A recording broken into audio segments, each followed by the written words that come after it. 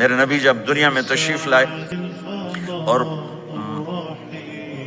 Lady doctor ہی کہہ لو، دائی شفا بنت اسد، انہوں نے آپ کو ماں کے پہلو میں لٹایا تو آپ نے ایک دم ایسے کروٹ بدلی اور سجدے میں چلے گئے، لمبا سجدہ کیا، پھر اس کے بعد سر اٹھا کے یوں کیا اور اس ہاتھ کا سہارا لے کر اس ہاتھ کو یوں اٹھایا اور ایسے انگلی کو کیا تو ایک پورے عالم میں نور ہی نور پھیل گیا اور آپ گرے، اور پھر اس بچہ جیسے ہوتا ہے ویسے آتے ہی اعلان کیا کہ میں سجدے لے کر آ رہا ہوں۔ اور جب آپ دنیا سے جا رہے تو آپ نے کہا نماز نماز نماز نماز نماز نہ چھوڑنا۔ عبادات میں ایک نماز ایسی ہے جس میں گنجائش نہیں۔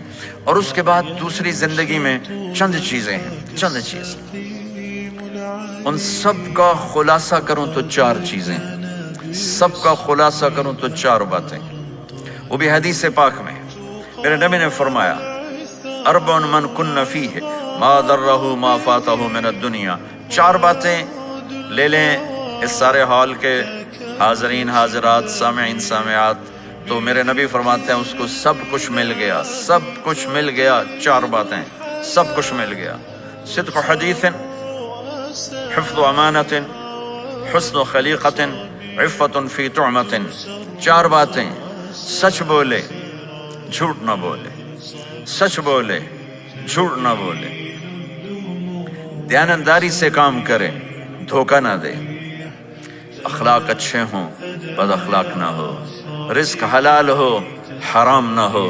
4 باتیں جو کر لے گا وہ پورا دین اس کے ہاتھ میں آ جائے گا۔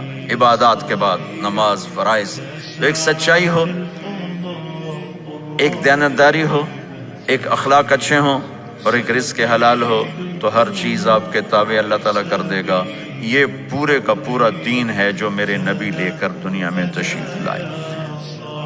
یہاں کے ماحول میں دوڑ لگی ہوئی ہے اور ایک دوسرے کو خیال کرنا یا اس کے لیے وقت نکالنا، خاص طور پر جہاں والدین پوری دنیا میں ہی پریشان ہیں لیکن ان ملکوں میں زیادہ پریشان ہیں کہ پتہ نہیں سسٹم ایسا ہے یا قدر کوئی نہیں ہے، لیکن میرے نبی نے فرمایا تھا کاش میری ماں زندہ ہوتی تو تم لوگ دیکھتے میں کیا کرتا۔ میں عشاء کی نماز کے مصلی پہ کھڑا ہوتا، سورۃ فاتحہ پڑھ رہا ہوتا اور ادھر سے میری ماں مجھے پکارتی محمد، تو میں ماں کے لیے نماز توڑ دیتا۔ ایک صحابی کا پیغام آیا ان کی بیگم کا کہ وہ مر رہے ہیں لیکن کلمہ نہیں پڑھا جا رہا، تو آپ تیزی سے اس کے گھر گئے، دیکھا تو وہ بول رہے ہیں، آپ نے کہا کلمہ پڑھو، کہا یہ نہیں پڑھا جاتا، ویسے بول رہے ہیں نہیں پڑھا جاتا۔ آپ نے پوچھا اس کے والدین میں کون زندہ ہے؟ کہا جی ماں زندہ ہے۔ آپ نے کہا بلاؤ، کہ ماں آ گئی۔ آپ نے کہا تم اس سے ناراض ہو؟ کہا جی ناراض ہوں۔ کیا ناراضگی ہے؟ کہ یا رسول اللہ بدتمیزی سے بولتا تھا، بس اور کوئی ناراضگی نہیں، بہت نیک بچہ ہے، تہجد بھی پڑھتا ہے، روزے بھی رکھتا ہے، قرآن بھی پڑھتا ہے، مجھ سے بولتا ہے تو سخت ہو کے بولتا، ریش ہو کے بولتا۔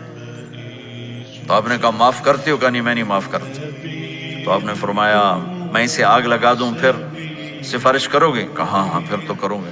کہ اگر تو نے معاف نہ کیا تو اللہ اسے جہنم میں ڈال دے گا۔ انہوں نے کہا نہیں میں معاف کرتی ہوں۔ جب ماں نے کہا میں معاف کرتی ہوں، آپ نے کہا کلمہ پڑھو، تو اس نے کہا لا الہ الا اللہ، اور اس کی جان نکل گئی۔ پھر آپ نے ان کا جنازہ پڑھایا اور فرمایا کہ جس نے ماں باپ کو دکھ دیا اس پہ اللہ کی لعنت، اس پہ زمین آسمان کی لعنت، ان کی نہ نماز قبول ہے نہ روزہ قبول ہے نہ صدقہ قبول ہے۔ تو مجھے آپ اکثر نوجوان نظر آ رہے ہیں، آپ فیملیز والے ہیں، اپنے ماں باپ کو عزت دیں، اپنے ماں باپ کے پاؤں دھو کر بھی ان کی دعا لے لیں، وہ دعا آپ کو کہاں سے کہاں پہنچا دے گی۔ ماں باپ کی دعائیں وہ کام کرتی ہیں جو نہ امریکن ڈالر کرتا ہے، نہ کینیڈین ڈالر کرتا ہے، نہ برٹش پاؤنڈ کرتا ہے، نہ پاکستانی ہندوستانی روپیہ کرتا ہے۔ ماں باپ کی دعاؤں سے 7 آسمان کے دروازے کھل جاتے ہیں، زمین آسمان کی برکتیں سمٹ کر ان لوگوں کے پاؤں میں آتی ہیں جو اپنے ماں باپ کی دعا لیتے ہیں۔